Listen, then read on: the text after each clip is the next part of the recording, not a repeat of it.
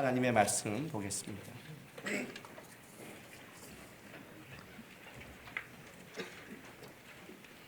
요한복음 4장 1절에서 15절까지입니다.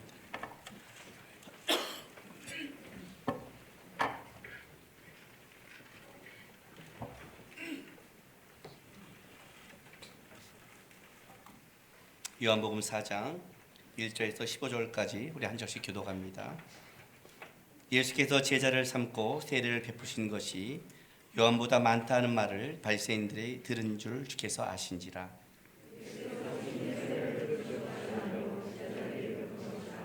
유대를 떠나사 다시 갈릴리로 가실새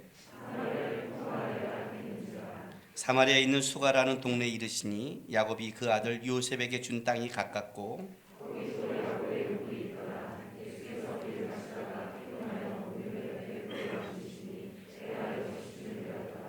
사마리아 여자 한 사람이 물을 기르러 왔음에 예수께서 물을 좀 달라 하시니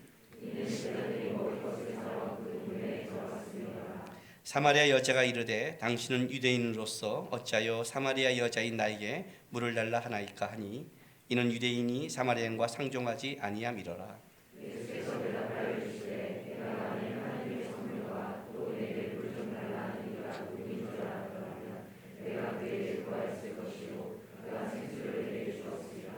여자가 이르되 주여 물 기를 그릇도 없고 이 물은 깊은데 어디서 당신이 그 생수를 얻게 싸움나이까.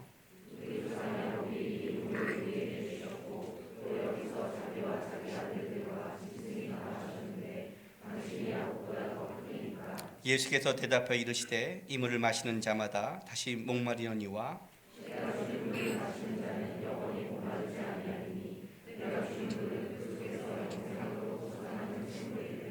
같이 있습니다.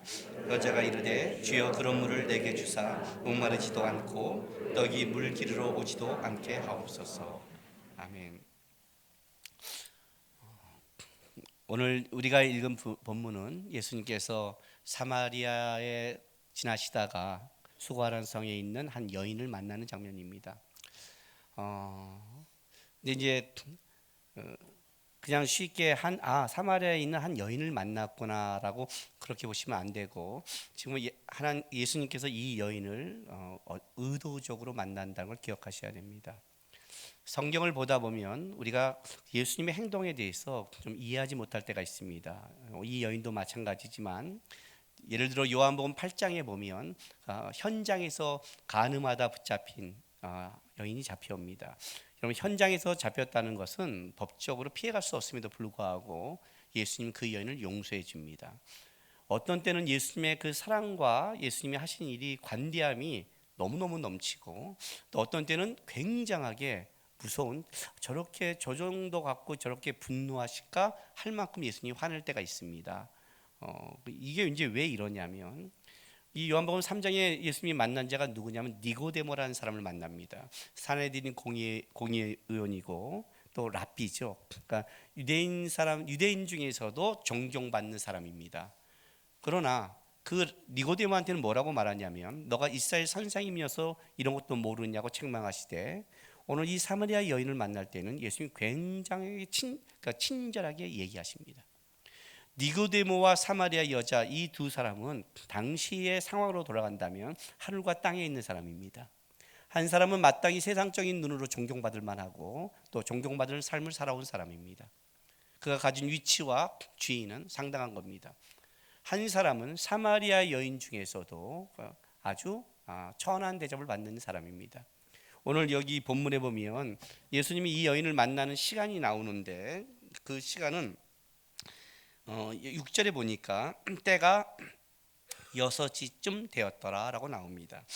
6시가, 이 시간이 로마력과 유대력과 시간이 좀 다릅니다. 그러나 이건 유대 시간으로 보는데, 유대 시간을 보면 정오 난 12시를 말합니다. 여기는 이 고대 근동 지방의 난 12시는 그 태양빛은 상상을 초월합니다. 이때 물을 길러 가지 않습니다. 보통 해가 질 때를 길러 옵니다. 이때 물을 길러 온 여인이라는 것은 모든 사람을 피하는 여자죠. 이제 우리가 다음 본문에서 계속 보겠지만 이 여인은 5명의 남자가 있고 그 남자도 자기 남편이 아니라는 걸 예수님이 드러냅니다. 그러니 사마리아 사람 중에서도 가장 천한 대접을 받는 여인인 겁니다. 니고데모는 유대인 중에서 가장 존경받는 자요, 여기는 사마리아 여인 중에서 가장 천한 대접을 받는 여자입니다. 그런데 니고데모는 예수님을 찾아오십니다. 그죠? 그리고 예수님이 그와 대화하면서 너는 이스라엘 선생님이어서 이걸 모르니라고 책망하시는데, 이 여인은 예수님이 찾아간 여인입니다. 니고데모보다 어떤 때면 더 사랑하고 더 이 여인에게 자세하게 설명하죠. 우리가 다음 부분에 보면 하나님께 예배한 자는 신령과 진정으로 하는 이 예배조차도 니고데모에게 얘기한 게 아니라 이 여인과의 대화에서 얘기가 나옵니다. 도대체 왜 그럴까요? 우리가 보기에는 니고데모와 이 여인은 하늘과 땅의 차이가 있지만 예수님이 보기에는 똑같은 겁니다. 그것이 우리가 갖고 있는 땅의 관점인 겁니다. 우리가 갖고 있는 우리가 보는 안목에서는 이 사람이 훌륭히 보고 저 사람이 바보같이 모르겠지만 땅의 것으로는 니고데모나 사마리아 여인이나 오는 것도 예수님 앞에서 쓸 수 없는 겁니다. 그래서 이 사마리아 여인을 만나는 이 장면은 굉장히 중요합니다. 왜냐하면 가나의 혼인잔치와 성정 청결을 하고 니고데모 대화 이후에 예수님이 오신 이후, 하나님이 세상을 이처럼 사랑하사 독생자를 주셨으니 이는 저는 멸망치 않고 영생을 얻게 하려 합니다. 이 말, 영생을 얻게 하는 이 말이 어떤 것인가를 이제 이 사건을 통해서 드러내는 거죠. 이해가 되세요?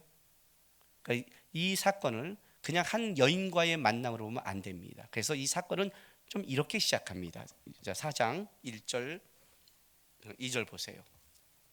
예수께서 제자를 삼고 세례를 베푸시는 것이 요한보다 많다 하는 말을 바리새인들이 들은 줄 주께서 아신지라라고 합니다. 이 바리새인들이 들은 줄, 이 바리새인은 누구냐면 요한복음 1장 21절부터 25절까지 보겠습니다. 세례 요한이 요단강가에서 세례를 베풀고 이제 광야에서 외친 자의 소리를 감당하니까 이제 바리새인들이 내려옵니다. 또 묻되 그러면 누구냐? 내가 엘리야냐? 이르되 나는 아니라. 또 묻되 내가 그의 선지자냐? 대답하되 아니라. 또 말하되 누구냐? 우리를 보낸 이들에게 대답하게 하라. 우리를 보낸 이들입니다. 대답하게 하라. 너는 내게 대하여 무엇이라 하느냐? 이르되 나는 선지자 이사야와 같이 말과 같이 주의 길을 곱게 하라고 광야에서 외친 자의 소리라 하니라. 그들은 바리새인들이 보낸 자라. 자, 이 바리새인이 보낸 자, 바로 이들이 이 말을 바리새인들이 들은 줄 주께 아신지라라고 든 겁니다. 왜냐하면 이 말을 듣자마자 예수님께서는 이제 유대를 떠나 내려가십니다. 그러면 예수님이 몰랐을까요? 예수님께서는 지금 제자들을 데리고 가서 세례요한 근처에서 세례를 베풀고 있습니다. 여러분, 이거는요 의도적인 거잖아요. 의도적인 거란 말이에요. 예수님의 때가 되지 않았기 때문에 그렇습니다. 거기서 세례를 베풀고 있어요. 그러다가 베란간 바리새인에게 말이 들어갔던 걸 압니다. 어떤 게? 많은 사람들이 예수님께 온다는 걸 듣고 나서 베란간 가십니다. 또 그렇게 급하게 갈 이유도 없지요. 그런데 베란간 그 말을 듣고 내려가는 겁니다. 아마 이 바리새인들은 예수님께 집중하기 시작했을 겁니다. 언제부터? 성정 청결이 시작될 때부터. 니고데모도 찾아왔잖아요. 그리고 많은 표적을 행했잖아요. 그런데 그 예수가 요단강가에 가서 세례를 베푸는데 자기들이 그렇게 주시했던 이스라엘의 이슈가 됐던 세례요한보다 더 많은 사람이 몰리기 시작한 겁니다. 그러면 당연히 바리새인들이 집중할 걸 알고 있고, 당연히 예수님이 자기가 집중받을 걸 알고 있음에도 예수님 제자들에게 세례를 베풀고 있는 겁니다. 그러다 뜬금없이 그 말이 들어갔다는 말 두고 그때 도망가기 시작해요. 왜요? 도대체 예수님은 왜 이런 의도성을 가질까요? 당연히 자기한테 몰린 걸 알고 있을 텐데. 내가 우리 황시호 목사한테 결정하라 어디 보내놓고 그 옆에다 내가 교회를 옮긴다고 한번 생각해 보세요. 그럼 당연히 다시 올 걸 알고 있으면서, 그렇죠? 예수님 지금 의도성을 갖고 있는 거예요. 그 말을 듣자 예수님께서 베란간 떠나시는데 4장 3절 4절 보세요. 유대를 떠나서 다시 갈릴리로 가실 때 사마리아를 통과해야 하겠는지라. 사마리아에 있는 수가라는 동네에 이르시니 야곱이 그 아들 요셉에게 준 땅에 가깝고 또 거기 야곱의 우물이 있더라. 예수께서 길 가시다가 평안에 우물 곁에 그대로 앉으시니 때가 6시쯤 되었다라고 말합니다. 유대에서 예루살렘에서 갈릴리로 가는 가장 빠른 길은 사마리아를 통과하는 겁니다. 우리식으로 말한다면 서울에서 부산을 가려면 경부 고속도로를 쭉 타고 가는 게 좋습니다. 그런데 전통적인 유대인들은 어떻게 갔냐면 일부러 그렇게 가지 않고 삥 돌아갔습니다. 요단강 동쪽으로 베레아 지방으로 돌아갑니다. 자, 우리식으로 말한다면 부산을 가는데 서해안 고속도로를 타고 광주를 거쳐서 남해안 고속도로를 타고 가는 겁니다. 이건 굉장히 시간과 그런 게 필요하죠, 그죠? 근데 그렇게 뺑 돌아갑니다. 왜냐하면 사마리아 땅을 밟은 것 자체를 싫어했습니다. 사마리아 땅을 어쩔 수 없이 급하게 갈 경우에는 사마리아 땅을 빨리 통과합니다. 그러니까 예를 들어서 부산 간데 경부고속도로를 어쩔 수 없이 타게 됐는데 가다가 우리 휴게소 잠깐 들릴까요? 그러면 시끄러. 저 화장실 가야 되는데요. 참아. 밟아. 이렇게 되는 거예요. 중간에 휴게소를 안 들리는 거예요. 빨리 부산에 가. 이런 식으로 지나갑니다. 왜냐하면 북이스라엘이 아수르에 멸망했을 때 아수르가 혼합 정책을 씁니다. 그 혼합 정책으로 어떤 걸 하냐면 이방인을 데려다가 혼혈, 그러니까 국제결혼 같이 시켜버리는 거죠. 그래서 이때 사마리아인들은 순수 유대 혈통이 아니게 됩니다. 그 순수 유대 혈통이 아닌 것 때문에 유대인들은 그들을 인정하지 않습니다. 이방인과 섞였다는 것을 부정하게 여기는 겁니다. 그래서 사마리아 땅은 부정한 땅이 되는 거죠. 그래서 이 부정한 땅을 들어가기도 싫고 뺑 돌아가며 어쩔 수 없이 지나갈 때는 빨리 지나가는 겁니다. 그런데 예수님은 지금 그렇게 급하게 갈릴리로 갈 이유가 없어요. 예수님 급한 게 없잖아요. 그죠? 아니 천천히 요단강가에서 세례요한이 세례인데 옆에서 제자들에게 세례주고 천천히 계시다가 가려면 미리 돌아가시던지 시간도 많은데 우리 뺑 돌아가시던지 그때는 아니고 이따가 세례요한 제자들 다 몰려하고 문제를 일으킨 거 아니에요. 이때 예수님이 떠나가기 직전까지 세례요한 저쪽에서 세례를 주고 있을 거 아니에요. 계속 주는데 자기가 옆에서 세례 줌으로 다 뺏어와서 세상적으로 말한다면 상도도 없잖아요. 그죠? 그러다가 배란간 바이센이 들었단 말 듣고 돌아가면 될 것을 아주 급하게 사마리아로 들어가 버리는 거예요. 그것도 얼마나 급하게 갔다면 제자들이 먹을 거를 준비할 틈도 없이 급하게 가신 겁니다. 진짜 이따가 가자 하고 일어난 거예요. 가자. 어디로요? 갈릴리로. 예? 지금? 예, 지금. 가는데 사마리아 가는 거예요. 왜? 빨리 가자. 그리고 여기를 통과해 가는데 얼마나 급하게 갔다면 제자들도 다 시장하는 먹을 게 없는 거예요. 오늘 이 사마리아 여인을 만날 때 봐요.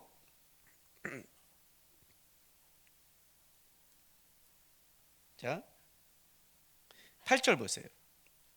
예수님께서 물을 좀 달라 하실 그때 이는 제자들이 먹을 걸 사러 그 동네에 들어갔습니다라. 그죠? 부정한 땅에 와서 먹을 거를 사러 들어간 건 더더욱 안 합니다. 근데 먹을 거를 사러 갔다는 건 진짜 시장하거든요. 그 제자들이 굉장히 많이 따라갔어요. 물론 요한은 남아 있습니다. 왜냐하면 오늘 이 기록을 보면 요한은 누구에게 들은 게 아니라 자기가 그 자리에 아주 자세히 쓰고 있는 겁니다. 그러나 대부분의 제자들은 먹을 거를 사러 들어갔어요. 저는 이 기분을 너무 잘 알아요. 제가 우리 그 둘로스와 같이 이렇게 외국에 나가다 보면 이럴 때가 있습니다. 먹을 거 사러 가는데 모두가 배부를 때는 어떻게 하냐면 막내한테 시켜요. 야, 사와. 그리고 지네는 앉아서 쉬어요. 그런데 너무너무 배고플 때는 어떻게 하는 줄 아세요? 자기가 사러 가요. 나는 버려두고. 앉아 계세요. 왜? 저 갔다 올게요. 저도 사. 그리고 가면서 다 먹으면서. 이해가 되죠? 다 먹으면서 와요. 그러니까 배고픈 거예요. 그때 날 버려요. 제자들이 진짜 배고픈 거예요. 웬만하면 예수님 옆에 있을 텐데 진짜 요한은 예수님을 사랑받는 제자였던 거예요. 이러니 사랑받지. 그죠? 이러니 사랑받지. 어쨌든 얼마나 배고팠으면 갔을까요? 그만큼 급하게 갔고 그만큼 배고픈 준비되지 않는 상황에서 사마리아를 지나가는 거예요. 그것도 정오에 사러 갔다는 것은 아주 뜨거울 때죠. 근데 예수님이 지금 이 시간과 이거를 지금 알고 가시는 거잖아요. 누굴 만나기 위해서? 사마리아 여인을 만나기 위해서. 그리고 이제 제자들이 없을 때 이 사마리아인한테 물을 들어온 사마리아인데 이렇게 말합니다. 물을 좀 달라 그래요. 이 물을 좀 달라 그랬더니 이 여인이 9절 때 봤더니 놀라서 이렇게 대답해요. 사마리아 여자가 이르되 당신은 유대인으로서 어찌하여 사마리아 여자인 나에게 물을 달라 하나이까 하니 이는 유대인이 사마리아인과 상종하지 아니함이더라 그래요. 흔히 자기가 경건하다고 말하는 유대인들은 공개적인 장소에서 여성과의 접촉을 삼가했습니다. 유대인들은 많은 사람이 있는 자리에서는 자기 아내와도 대화를 하지 않습니다. 그만큼 여성에 대해서 생각을 갖습니다. 특별히 랍비들은 공개적인 자리에서는 절대로 여인과 얘기하지 않습니다. 그러나 예수님은 분명히 이 사마리아 여자가 보기에는 랍비와 같았습니다. 그 예수님이 갖고 있는 태도, 또 요한이 제자가 따르고 많은 제자가 음식을 사러 갔다는 것은 이거는 랍비적 행동입니다. 아니, 많은 유대인들이 사마리아 사람들과 상종하지 않는데 이분은 랍비 같은 분이, 특히 랍비는 더더욱 그러는데 자기 아내와도 대화를 하지 않는데 공개적인 자리에서 자기에게 물을 달라는 것은 이거는 파격적인 거고 상식을 깨는 겁니다. 상식을 깨는 거예요. 제가 가끔 목사로서 상식을 깨는 거는 이거는 아무것도 아닙니다. 우리 예수님이 깨는 방법을 보면 저는 아직 한참 더 본받아야 되는 겁니다. 실제로는 그래요. 한참 본받아요. 파격적인 거예요. 여기 상종하지 않는 단어 9절에 이것을 문자적으로 함께 사용하다라는 뜻을 가지고 있는데 뉘앙스는 이런 겁니다. 친하게 지내다, 같이 사용하다 이런 단어를 갖고 있어요. 친하게 지내다. 그러니까 이런 거죠. 유대인과 사마리아인들은 절대 함께 있지 않고 함께 어떤 거를 친하지도 않고 어떤 거를 아무리 중요해도 함께 일하지도 사용하지도 않는다는 뜻이에요. 특별히 이 함께 사용하지 않는다는 말은 왜 이 말이 나오냐면 오늘 좀 이따 이제 예수님의 대답 이후에 이 여인이 11절에 여자가 이르되 주여 물기를 그릇도 없고 이 물은 깊은데 어디서 당신이 그 생수를 얻겠사옵나이까 이 말이에요. 나한테 물을 달라는 것은 이 물을 떠서 내가 당신에게 줘야 되는데 그 그릇을 같이 사용한다는 것은 이건 상상을 초월하는 거예요. 알잖아요. 유대인의 율법은 부정한 것을 만지면 부정해지는 것. 그게 얼마나 중요한 건데 예수님의 제자들이 미리싹을 먹을 때 손을 안 씻는 것 때문에 안식일 논쟁이 일어났는데 당신의 제자들은 왜 정결의식을 하지 않습니까? 그런데 사마리아 이 여인이 가진 거는 그 자체가 부정한 건데 랍비가 그걸 함께 사용하자. 그러니까 함께 사용할 만큼 친하다는 거죠. 그렇잖아요? 여러분이 누구와 같이 같은 우리 친한 사람 같은 밥을 먹고 같이 먹고 그 물도 같이 먹는다는 것은 진짜 친한 사람한테 하는 거지 모르는 사람한테 그러지 않잖아요. 제가 어디 가서 여러분이 결혼식장에 가서 아버님 소개했는데 여러분이 아버님이 먹던 걸 내가 같이 물 먹으면 얼마나 놀라겠어요. 그 물 저희가 아니 목사님 제가 먹던 건데 괜찮아요 같이 마셔버리면 놀라지 않겠냐고요. 랍비가 지금 유대인 랍비가 그걸 함께 사용하지 않는 거는 이건 충격적인 말이란 말이에요. 이건 부정한 건데 말이 안 돼. 유대인으로서 이건 더더욱 파격적인 말이란 말이에요. 제가 아는 파라과이 선교사님이 자기 그 선교지를 돌아볼 때 하나의 철칙이 있답니다. 그게 뭐냐면 그 원주민들을 만날 때 음식을 대접하면 절대 음식을 잘 보지 않는다예요. 왜냐하면 거기는 전기가 안 들어와서 촛불을 켜고 어두운 데서 음식을 준답니다. 근데 그 음식을 밝은 데 가면 거기에 벌레가 막 굉장히 많이 빠져 있대요. 왜냐하면 어두우니까 자기네도 잘 모르고 그래서 그걸 자세히 보면 못 먹는다는 거예요. 근데 음식을 안 먹으면 선교가 안 되잖아요. 그래서 그냥 깜깜한 걸 보지 않고 그냥 먹는데요. 쭉. 그래서 뭐가 씹히면 그냥 고기다라고 다 생각한대요. 고기다. 그러니까 이건 기가 막힌 거죠. 랍비가 사마리아 여인한테 특별히 낮 12시에 물을 뜨러 왔다는 것은 문제가 있는 여자잖아요. 낮 12시에 물을 뜨러 왔다는 것은 제가 성지순례 가서 놀랬던 거 얘기했죠. 모자 쓰고 다 가리고 하다가 휴게소가 차에서 가까워서 그냥 뛰어나려고 그냥 모자 쓰고 뛰어나갔다가 그 땡볕에 와 이렇게 뜨거운데 물 달라는 게 죄야? 라고 얘기했잖아요. 그 뜨거움이 상상을 초월한단 말이에요. 근데 그 뜨거울 때 물을 떠오고 사람한테 피한다는 것은 분명히 누가 생각해도 문제 있는 거죠. 사람을 피하는 여자니까. 그런데 랍비가 그걸 친밀하게 함께 사용하자고 갖다 물을 달라는 것은 굉장히 쇼킹한 사건이에요. 사마리아 사람도 저를 피하는데 어떻게 유대인이면서 당신이 나와 친밀하게 같이 이 글을 사용하며 할 수 있습니까? 라고 지금 묻고 있는 거죠. 그런데 예수님이 10절에 이렇게 대답하세요. 내가 만일 하나님의 선물과 또 내게 물을 좀 달라 하는 이가 누구인 줄 알았더라면 내가 그에게 구하였을 것이요 그가 생수를 내게 주었으리라. 생수, 살아있는 물, 살아있는 물을 주었을 것이다. 지금 예수님이 뭐라고 말하냐면 첫 번째가 만일 하나님의 선물과, 하나님의 선물과, 두 번째 물을 좀 달라 하는 이가 누구인 줄 알았더라면, 두 가지를 얘기하고 있는 거예요. 너가 지금 하나님의 선물과 네 앞에 있는 자가 누구인 줄 알았더라면 너가 나에게 물을 달라고 했을 것이다. 그랬더니 이 여인이 이렇게 대답하는 거예요. 주여, 그릇도 없고 이 물은 깊은데 어디서 당신이 생수를 얻겠습니까? 첫 번째 이 여인의 질문이에요.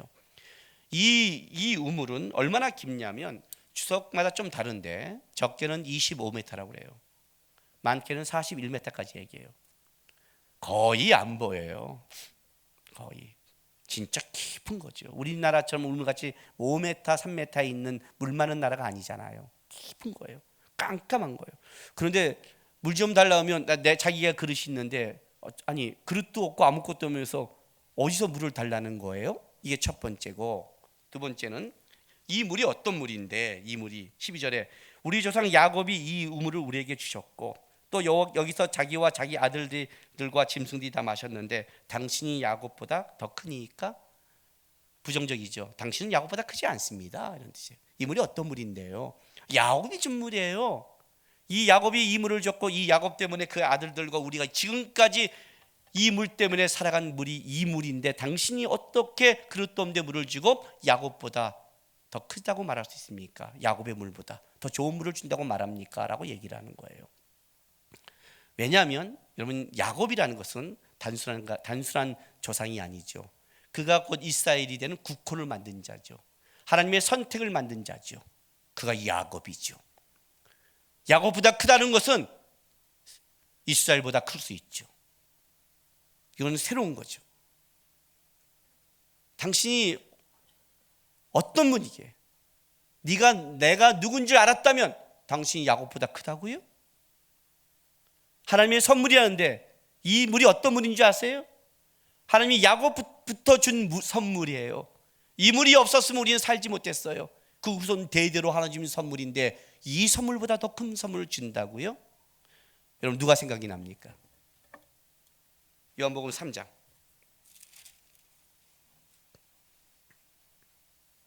2절 보겠습니다. 그가 밤에 예수께 와서 이르되 라삐여, 우리가 당신은 하나님께로부터 오신 선생인 줄 아나이다. 하나님이 함께하지 않으시면 당신이 행하신 이 표적은 아무도 할 수 없습니다. 예수께서 대답하시되 진실로 진실로 내게 이르노니 사람이 거듭나지 아니하면 하나님의 나라를 볼 수 없느니라. 니고데모가 이르되 사람이 늙으면 어떻게 날 수 있사옵니까? 두 번째 모태에 들어갔다가 날 수 있사옵나이까? 니고데모의 대화와 똑같은 거예요. 사람이 어떻게 뱃속에 들어갔다 나옵니까? 하나님의 선물, 성령으로 말미암아 거듭나는 영생하는 새로운 선물은 땅의 것으로 되지 않는데 위로부터 시작되는 건데, 그것은 네 앞에 있는 예수로 말미암아 시작되는 건데 니고데모는 앞에 있는 예수도 바라보지 못하고 위로부터는 선물도 모르고 있는 거예요. 어떻게 들어가야 됩니까? 땅의 것이죠. 근데 이 여인도 똑같은 대답을 해요.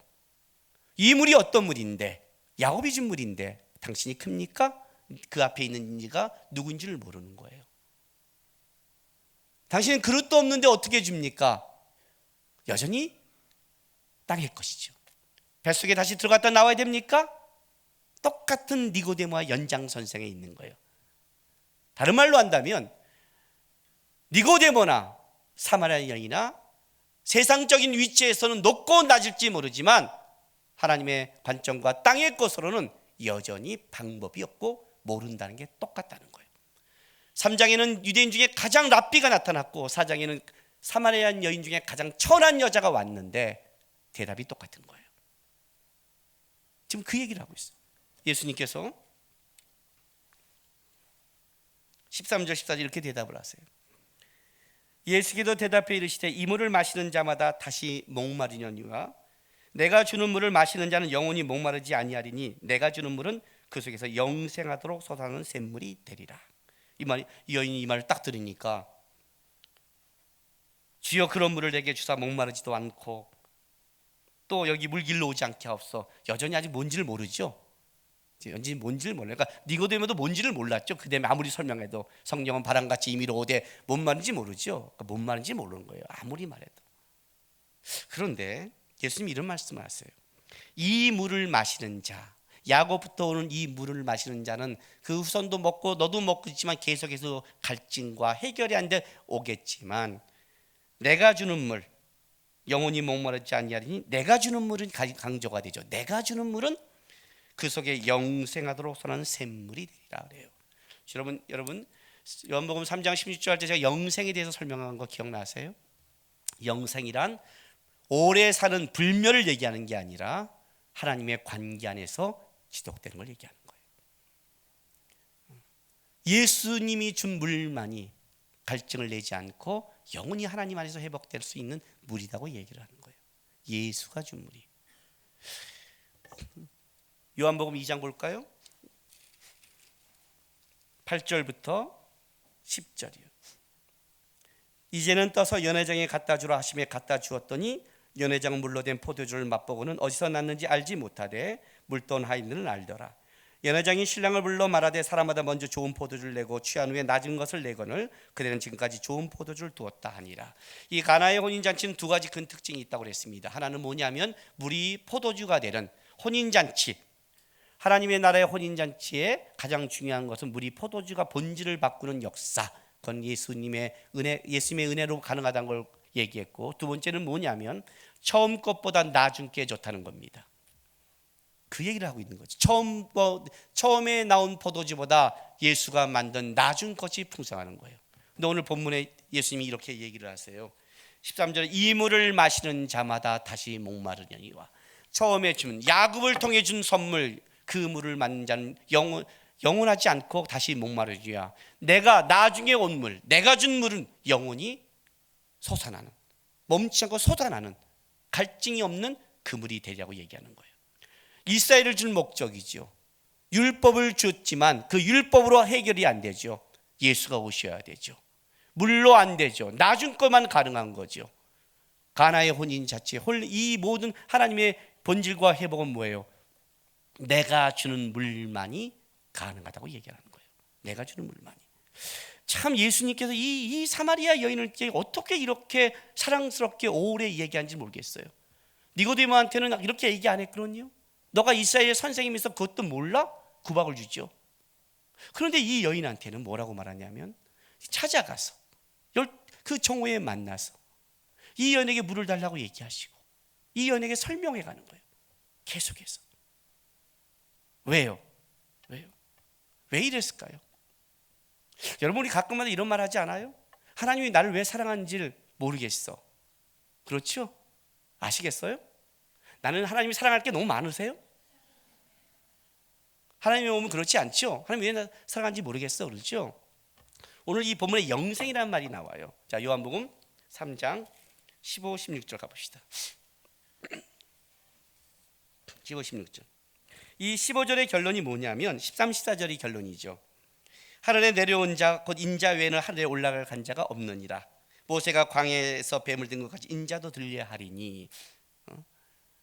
예수님이 그 저주를 받고 들려야 그걸 믿고 바라볼 때 그때야 뭐가 돼요? 이는 그를 믿는 자마다 영생을 얻게 하려 하심이라 라는 하나의 결론을 이루면서 이것은 뭐와 또 같이 이어져 가냐면 3장 16절 봤더니 하나님이 세상을 이처럼 사랑하사 독생자를 주셨으니 이는 그를 믿는 자마다 멸망하지 않고 영생을 얻게 하려 하심이라 할 때 이 뒷부분 이는 그를 믿는 자마다 멸망하지 않고 영생을 얻게 하려 하심이라, 여기 멸망하지 않고만 딱 빼버리면 그를 믿는 자마다 영생을 얻게 하려 하심이라가 똑같은 15절의 단어죠. 그렇죠? 그러면 15절과 16절은 지금 같은 단어가 똑같이 사용되고 있는 거예요. 하나는 예수님이 대신 저주를 받고 선물로 올려야, 그래야 너희가 하나님과 관계가 회복되시지. 16절은 뭐예요? 왜 하나님이 그걸 했냐는 거죠. 하나님이 세상을 이처럼 사랑하사 독생자를 주셨다. 하나님의 사랑의 확증이 누굴 통해 드러났냐? 예수를 통해 드러났다. 예수가 하나님의 사랑의 확증이다. 그래서 그를 믿는 자가 뭐예요? 멸망하지 않고 관계가 끊이지 않고 영생을 얻게 하는 똑같은 영생이 들어가는 거예요. 그러니까 하나님이 왜 우리에게 찾아와서 이렇게 솟아나는 샘물을 주고 싶은 가장 큰 이유의 목적이 뭐냐면, 독생자를 준 목적이 우리가 영생하는 건데, 그 방법은, 하나님의 사랑은 독생자, 사마리아 여인한테 말하는 것은 네 앞에 있는 이가 누군 줄 알았다면 하는, 바로 그분, 하나님의 사랑의 확증인 예수가 거기 있는 거예요. 그걸 통해 한다는 거죠. 자, 하나님이 왜 이걸로 드러낸다는 거죠. 왜 예수를 매달아야 되고 왜 예수를 이 땅에 보낸 이유가 뭐냐는 거예요. 그게 도대체 뭘 예수를 통해 어떤 사랑을 보이고 싶냐는 거죠. 그 확증이 뭐냐는 거예요. 여러분, 사랑해 보셨죠? 제가 여러분들 가끔 이렇게 물어요. 사랑해 보셨냐고. 기억도 없으세요? 사랑을 하면 어떤 일이 벌어지냐면 이런 일이 벌어져요.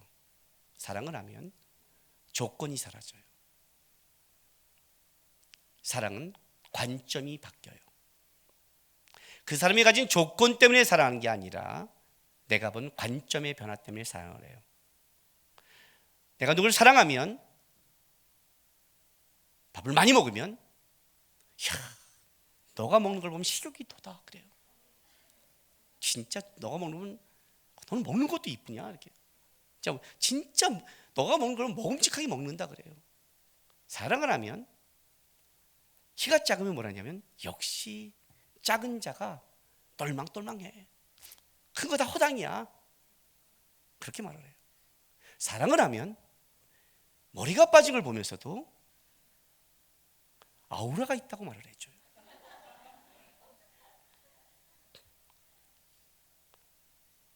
그렇죠? 사랑을 하면 깔깔깔 웃는 걸 보면서, 야, 너가 웃는 건 하여튼 진짜 즐겁게 만들어, 이렇게 말을 해요. 근데 사랑이 없으면 이렇게 말을 해요. 더럽게 처먹는다.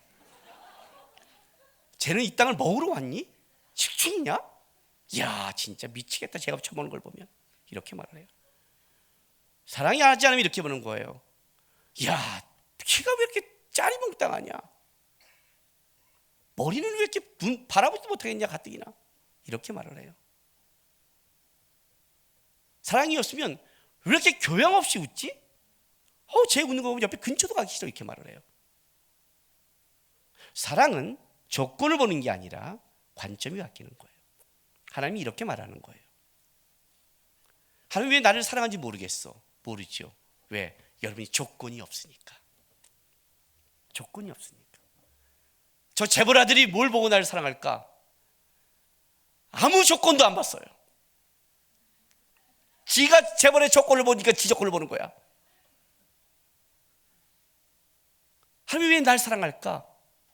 예, 관점이 바뀐 거예요. 사랑하는 거예요. 사랑하니까 그 모습 그대로 받아들이는 거예요. 이해가 되세요? 이처럼 사랑하사가 뭐냐면 독생자를 주신 거예요. 그 독생자가 지금 어디 갔는 줄 알아요? 사마리아 여인도 버린 그 여인을 찾아간 거예요. 사마리아에서도 살지 못하는 그 여인을 찾아갔어요. 사람들 속에 나오지 못해서 뜨거울 때 물을 떠온 그 사람을 찾아간 거예요. 나에게 물을 좀 달라는 거예요. 어떻게 당신이 그러십니까? 그래요. 이처럼 사랑하사예요. 너가 갖고 있는 조건이 아니라 그것이 예수를 이 땅에 보낸 이유라는 거예요. 니고데모가 세상 사람의 관점은 똑똑할지 모르겠지만 땅의 것은 여전히 하나님 앞에 쓸모있는 게 아무것도 없다는 거예요. 이 여인의 대답과 니고데모의 대답이 다른 게 없어요. 여전히 무지예요. 다시 뱃속에 들어갔다 나와야 됩니까? 똑같은 거예요. 그 앞에 있는 자가 누군지도 몰라요. 위로부터 거두는 하나님의 선물이 뭔지도 몰라요. 여전히 유대인들은 자기가 받은 하나님의 선민의 의식에 강하게 있고, 이 여인 또한 뭐라고 말해요? 야곱이 준 이 유물보다 당신이 더 큰 자입니까? 라는 그 대답이 니고데모와 똑같은 거예요. 예수님이 니고데모도 찾아온 걸 대답했지만 이 여인을, 사마리아 땅까지 가서 이 여인을 왜 만났을까요? 하나님이 사랑하는 자가 어디까지냐를 보여주는 거예요. 어디까지냐를. 누구도 가지 않는 그곳에서 이 여인을 만나서 예수님이 먼저 말을 걸고 이 여인에게 영생을 주겠다고 얘기해요. 하나님의 선물을 주겠다고 얘기해요. 그가 너 앞에 있는 자가 바로 그라고 얘기하는 거예요. 영혼이 목마르지 않는 이 여인이 얼마나 갈증이 났을까요? 이 여인이 얼마나 갈증이 났을까요? 이 여인에게는 남자가 다섯이면 남편이 없는 여자잖아요. 과연 그것 때문에 이 여인이 힘들까요? 아니죠. 이 여인의 인생 속에 아마 가장 갈증을 느낀다면 이 여인이었을 거예요. 인생의 하루하루를 사는 게 벅찰 수 있어요. 맨날 낮에 뜨거운 데도 물을 떠야 되는 그 인생 속에 그는 벅참을 느꼈을 거예요. 그렇지 않겠어요? 누가 이 여인을 찾아오고 누가 이 여인을 구원받았다고 얘기할 수 있을까요? 세례를 주고 예수님이 갈릴리에 가서 이제 본격적인 사역을 하기 이전에 이 여인을 만나요. 자, 이 여인을 만나면 누군들 못 만나겠어요? 누군들 구원하지 못하겠어요? 누군들 자격이 없겠어요? 여러분, 제가 고등학교 때 성가대 쫓겨났던 얘기 했죠. 성가대가 대회 나가는 바람에 선생님이 실력 있는 애들 모집한다고 오디션 배란간 했다가 쫓겨난 사람이 저 한 명이었다고요. 그 말은 저를 빼기 위해서 정당하게 했는데, 그리고 뭐가 들통났어요? 이 성가대에서 가장 노래 못하는 사람은 김남국이라는 것만 들통났잖아요. 대회 끝나고 교회 다시 왔을 때 다시 제가 성가대에 들어가니까 쫓아내지 않았죠. 그전에도 성가대 있었으니까. 교회 성가대는 대회는 아니니까. 그 다음에 어떤 일이 벌어졌어요? 내가 이걸로 노래 성가대에 있을 수 있을까? 그때 내가 나타나면 있을 수 있구나. 남국이 형도 있는데 저 사람이 존재하는 한 우리 누구도 성가대의 자격이 있다. 만약 성가대가 실력으로 자른다면 첫 번째가 김남국이 될 거다. 김남국이 있는 한 우리는 조건이 된다가 됐죠. 이 사마리아 여인까지 찾아가서 예수님이 이처럼 사랑하사를 보였다면 누군들 자격이 없고 누군들 회복이 없을 것이라 얘기하는 거예요. 그 얘기를 지금 하고 있는 거예요. 영원토록 솟아나는 샘물을 주는 거예요. 저는 이 본문의 이 샘물이라는 게 굉장히 저에게는 의미 있는 말이에요. 아세요? 이 3 볼까요? 4장 14절. 내가 주는 물을 마시는 자는 영원히 목마르지 아니하리니 내가 주는 물은 그 속에서 영생하도록 솟아나는 샘물이 되리라. 이것 때문에 우리 교회가 주님교회 되기 전에 샘물교회라고 이름 지은 거 아세요? 이것 때문에 졌어요. 교회에 온 성도들이 주님이 주시는 그 샘물을 맛보고 간다면 그들이 회복이 되지 않을까 하는 마음으로 졌어요. 짓고 나서 다 공포하고 어느 날 가봤더니 우리 집 근처 30m 근방에 샘물 호프집이 있는 거예요. 그리고 많은 사람들이 혹시 지나가다가 나도 모르게 묵상해서 그렇게 진 게 아닌가 라는 오해를 받았지만, 성도가 교회에 와서 하나님의 샘물을 맛본다면 이해가 돼요? 집사님이 준 물 말고 목사님이 준 거 말고 집사님 때문에, 성도 때문에, 사랑이 없었기 때문에 영원토록 주지 못하는 그 물을 붙잡고, 그렇다면 여러분들은 그 갈증 속에 신앙생활을 못할 거예요. 주님이 주는 물, 마르지 않는 물, 솟아나는 물, 이 예수의 물만 받는다면, 그렇다면 그들이 살아갈 수 있지 않을까 해서 그친 거예요. 사실은 주님이 내가 주는 물만이 가능하다는 거예요. 세상에 어떤 물도, 야곱이 준 물도 일시적이고 방법이 없지만 내가 주는 물만이 가능하다는 거예요. 이 여인에게 누군들 못 주고 누군들 못 하겠냐. 이게 하나님이 세상을 이처럼 사랑하사 독생자를 주신 네 앞에 내가 누군지 아는 그 증명하는 거예요. 너까지 내가 찾아갔다면 누군들 못 찾아가고 누군들 못 주겠고 어떤 상황에서도 이만큼 사람을 피할 만한 죄를 지은 여인이라면 이 사람도 한다면 누구들 못하겠니? 그러는 거예요. 이해가 돼요?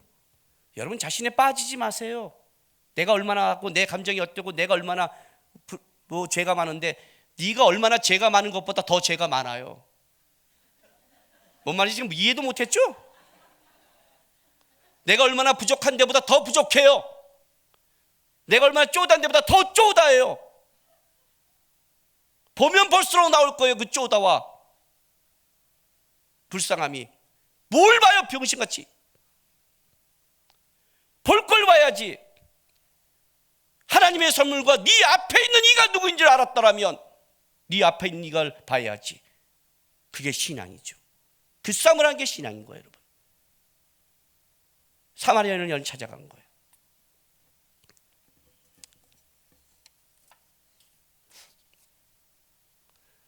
요즘 어떻게 살아가야 될지 모르는 사람이 많아요.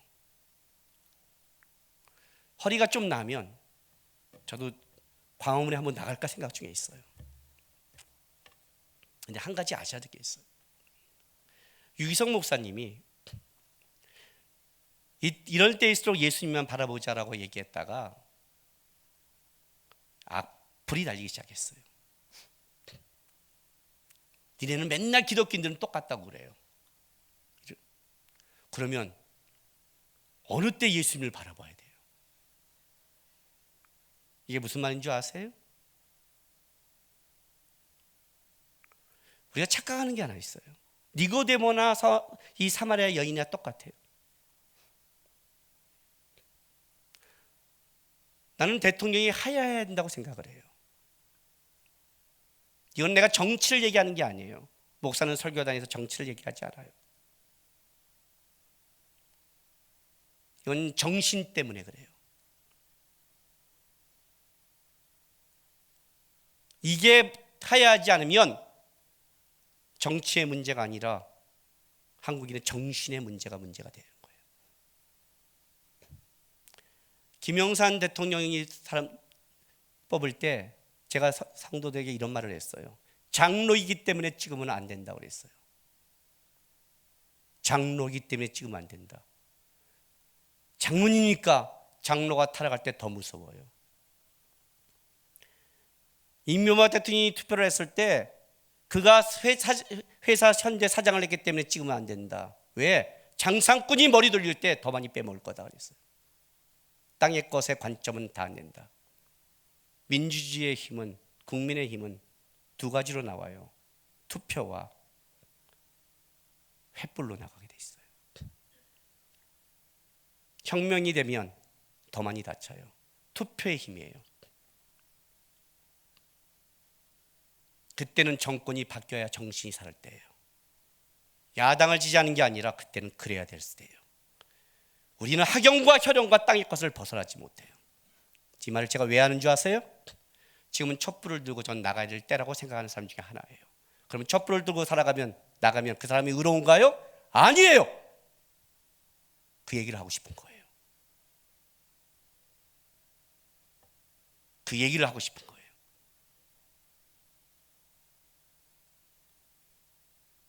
야당은 잘하고 있나요? 대안도 없잖아요. 정치하고 있잖아요. 저쪽이 잘못하니까 정확한 게 드러나니까 내려낼 건 정당하지만 이쪽이 옳은가요? 아니에요. 니고데모가 옳은가요? 아니에요.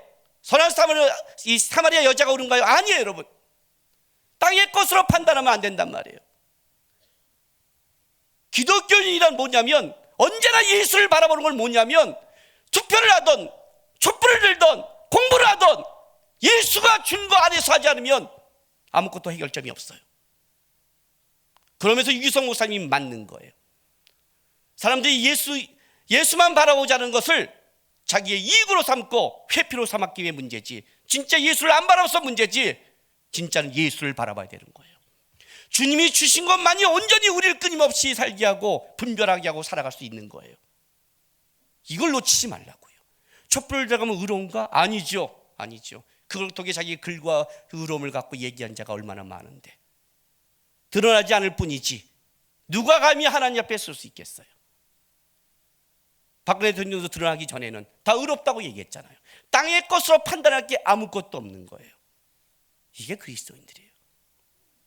하나님은 니고데모나 사마리아 여인이나 똑같은 거예요. 땅의 것으로 볼 수 없어요. 예수만이 영원한 솟아나는 물을 줄 수 있는 거예요. 그리스도인은 예수 앞에 쓰는 싸움을 하는 거예요. 골리앗과 이스라엘이 전쟁 중에 있을 때 다윗은 양을 치고 있었어요. 필요하면 하나님이 끄집어내요. 예수 앞에서 공부하세요. 예수 앞에서 직장생활 하시고요.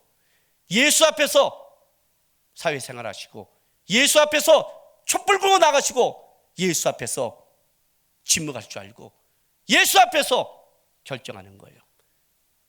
학연과 결혼과 교훈을 떠나서 예수 앞에 투표하세요.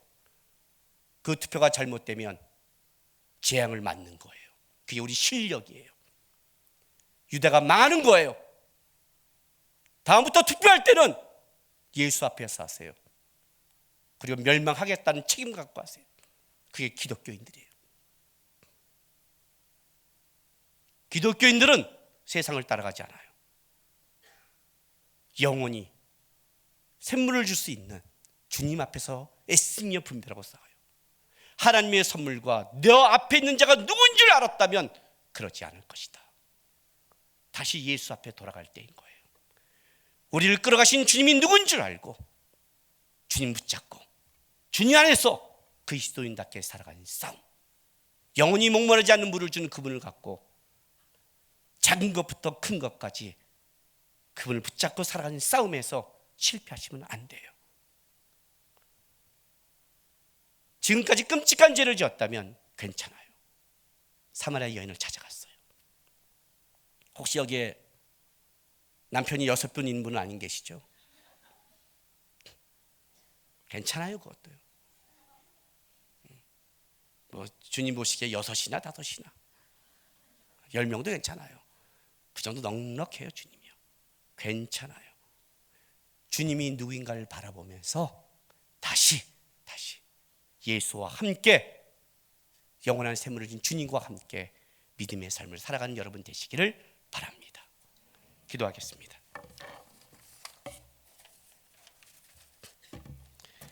어려운 시대라고 그럽니다. 어떻게 해야 될지 모른다고 말합니다. 어떻게 분별할지 모른다고 말합니다. 여러분, 우리 눈에 분별하기 좋은 시대나 우리에게 분별이 어려운 시대나 여전히 우리의 답은 똑같습니다.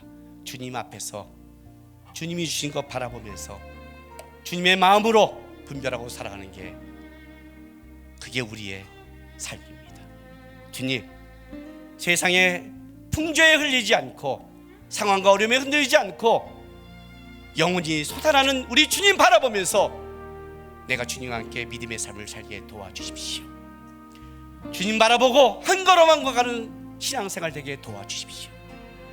제 안에 솟아나는 하나님의 은혜를 주십시오라고 우리 시간 주님 앞에 결단하며 기도하며 가겠습니다. 기도하겠습니다. 아버지 하나님,